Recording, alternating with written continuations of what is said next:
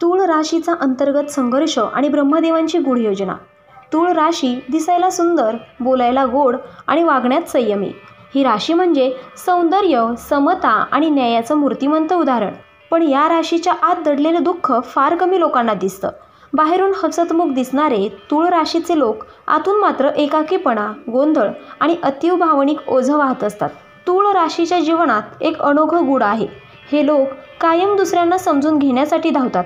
त्यांच्या भावना सांभाळतात, त्यांच्या समस्या सोडवतात, पण त्यांच्या स्वतःच्या मनात चालणाऱ्या संघर्षाकडे कोणीच लक्ष देत नाही. काहीतरी त्यांच्या नशिबात सतत अडवलेलं असतं.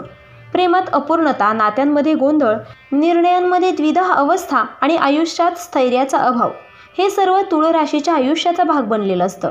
हे सगळं का तूळ राशीच्याच वाट्याला येतं याचं उत्तर आहे ब्रह्मदेवांची एक गूढ योजना. ब्रह्मदेवांनी तूळ राशीसाठी आयुष्याचा मार्ग कठीण केला, कारण त्यांच्या आत्म्याला एक उच्चतम पातळीवर पोहोचायचं होतं.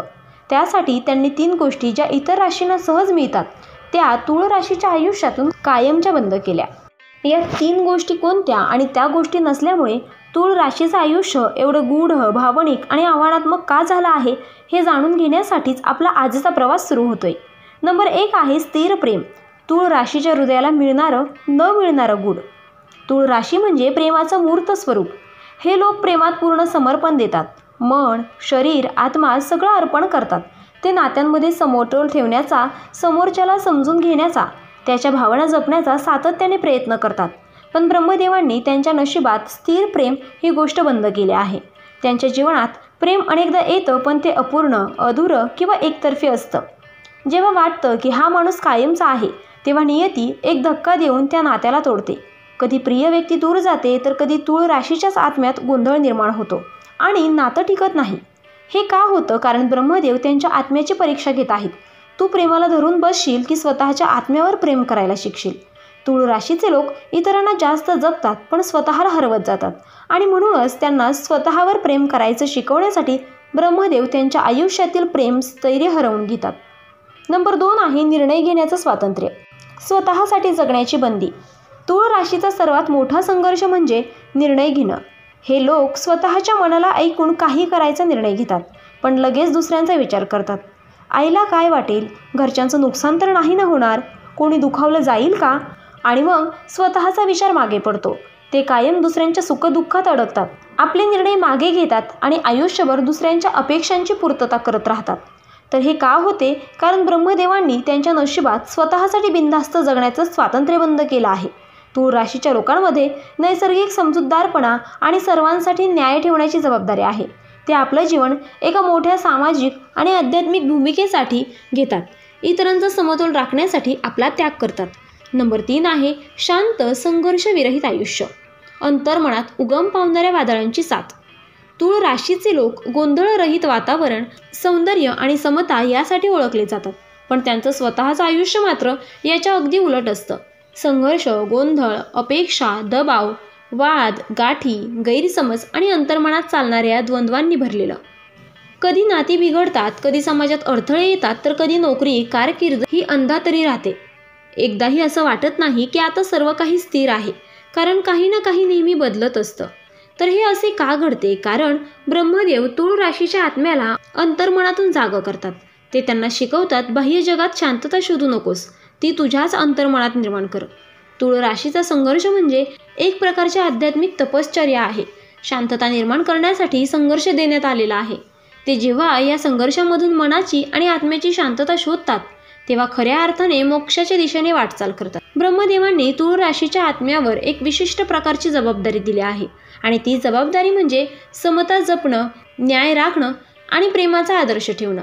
अगदी त्या बदल्यात स्वतःचं दुःख सोसून सुद्धा. हे 3 दरवाजे, स्थिर प्रेमाचं बंधदार, स्वतःसाठी निर्णय घेण्याच्या स्वातंत्र्याची मर्यादा आणि बाह्य शांततेचा अभाव, हे तात्पुरते बंद केले गेले आहेत, जेणेकरून तूळ राशीचे लोक आतूनच प्रेम, सामर्थ्य आणि शांती निर्माण करतील. एकदा त्यांनी ही पातळी गाठली की ब्रह्मदेव त्यांना एक नवा आकाश उघडून देतात, जिथे मोक्ष हे अंतिम उत्तर असतं. आता विशेष सत्य, का ब्रह्मदेवांनी हे 3 दरवाजे तूळ राशीसाठी बंद केले? जगात कोणतेही दुःख विनाकारण दिले जात नाही, विशेषतः तूळ राशीसारख्या संयमी, सौंदर्यप्रिय आणि समजूतदार आत्म्याला. ब्रह्मदेवांनी तुळ राशीच्या नशिबात स्थिर प्रेम, निर्णय घेण्याचं स्वातंत्र्य आणि शांत जीवन हे 3 गोष्टी बंद करून टाकल्या. हे ऐकायला कठोर वाटेल, पण यामागे एक मोठं आध्यात्मिक कारण आहे. तुळ राशीचा आत्मा एक जुना, अनुभवी आणि थकलेला प्रवासी. तुळ राशीचा आत्मा हा नवीन आत्मा नसतो. तो अनेक जन्मांचा अनुभवी, गूढ आणि अतीव संवेदनशील आत्मा असतो.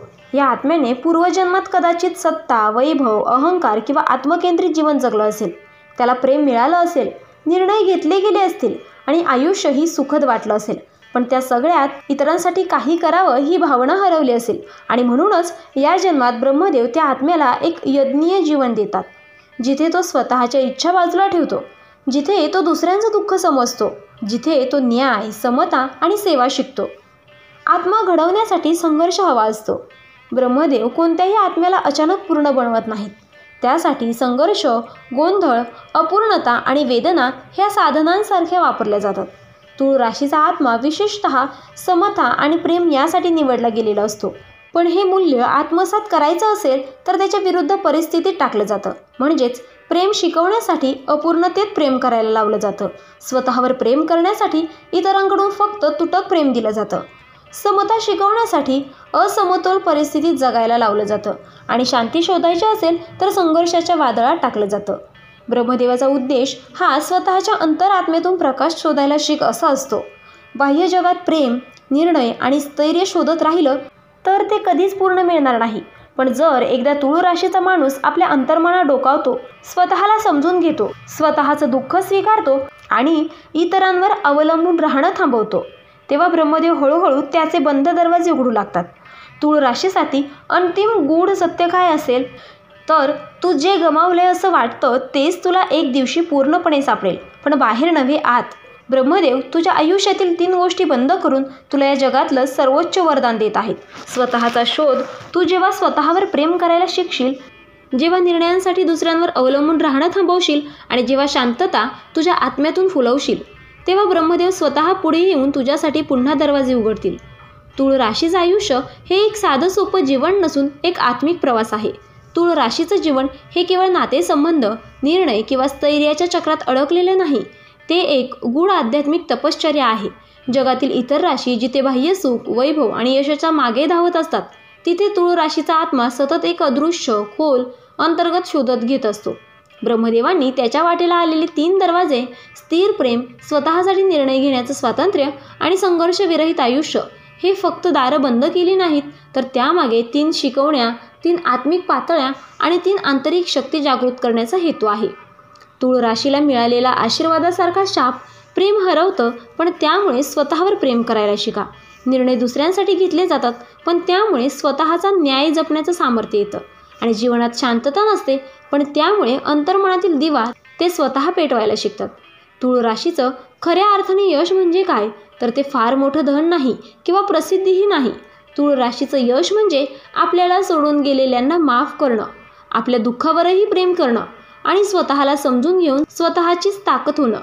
जेव्हा तुळ राशीचा आत्मा हे सर्व शिकतो, तेव्हा तो या पृथ्वीवरच एक जगणारा तपस्वी, एक निशब्द योद्धा आणि एक अंतर्मनातील संत बनतो. शेवटी फक्त एकच गोष्ट लक्षात ठेवा, तू दुःख सहन केलंस कारण तू त्यासाठी निवडला गेलास. ब्रह्मदेव तुला अजमावत आहेत. मोडतोस का की स्वतःचा दिवा स्वतः पेटवतोस? आणि तुळ राशीचा आत्मा मोडत नाही, तो एक दिवस मोक्षाच्या उंबरठ्यावर पोहोचतो. विशेष संदेश तुळ राशीसाठी.